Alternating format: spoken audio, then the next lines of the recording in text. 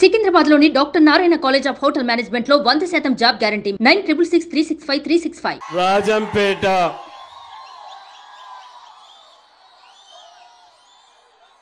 ఈరోజు మీ ఉత్సాహం చూస్తా ఉంటే రాజంపేట ఎలక్షన్ అయిపోయినట్లే ఉంది. పెద్దలు చంద్రబాబు నాయుడు గారికి మీ ప్రియతమ నాయకుడు పవన్ కళ్యాణ్ గారికి ఎమ్మెల్యే అభ్యర్థి సుబ్రహ్మణ్యం గారికి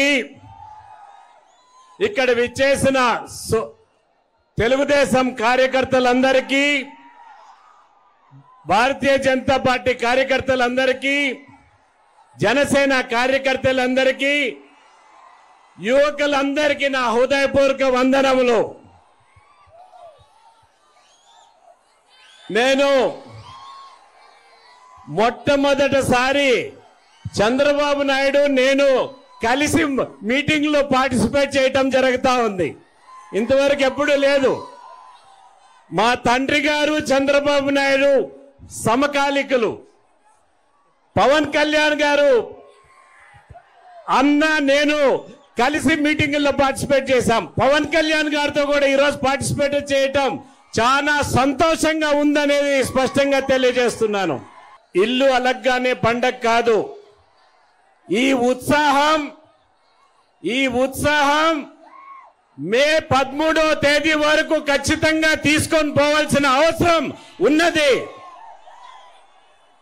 ఈ ఒక పక్క మోడీ గారి నాయకత్వంలో కేంద్రంలో, రాష్ట్రంలో చంద్రబాబు గారి నాయకత్వంలో ఖచ్చితంగా 2 ప్రభుత్వాలు రావాల్సిన అవసరం ఈ దేశానికి ఈ రాష్ట్రానికి అవసరంగా మారిందనేది స్పష్టంగా తెలియజేస్తున్నాను.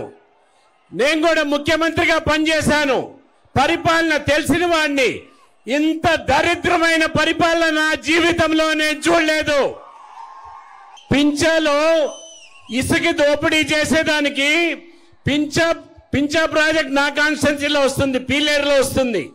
అక్కడ ఇసుక దోపిడీ చేసేదానికి అక్కడ తెగిపోతే రిపేర్ చేయకన్నా దాన్ని అట్లే వదిలేసిన దాని వల్లనే అన్నమయ్య ప్రాజెక్ట్ కొట్టుకుపోయింది. కొట్టుకుపోయిన తర్వాత 39 మంది చనిపోయారు.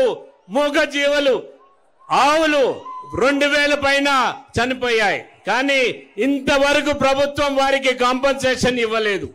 ఇటువంటి ప్రభుత్వం పేదల పట్ల పూర్తిగా వ్యతిరేకమైన ప్రభుత్వం మీకు అవసరమా అనేది మీరు ఆలోచన చేసుకోవాల్సిన అవసరం ఖచ్చితంగా ఉంది.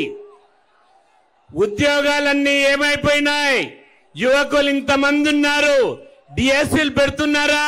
ఉద్యోగాలు ఇస్తున్నారా? ఒక్కసారి ఆలోచన చేసుకోవాలి.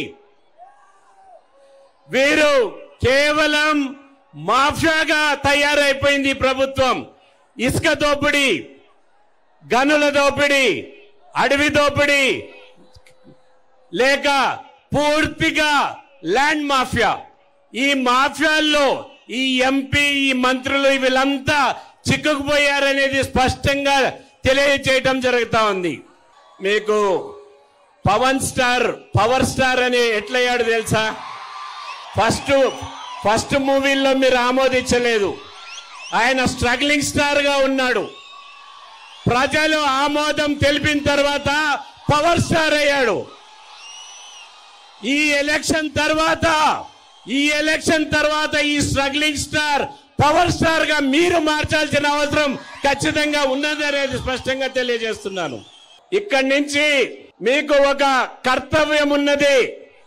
ప్రత్యేకంగా రాజంపేట పార్లమెంట్ సభ్యుణ్ణి ఓడించే కర్తవ్యం మీ పైన ఉన్నది.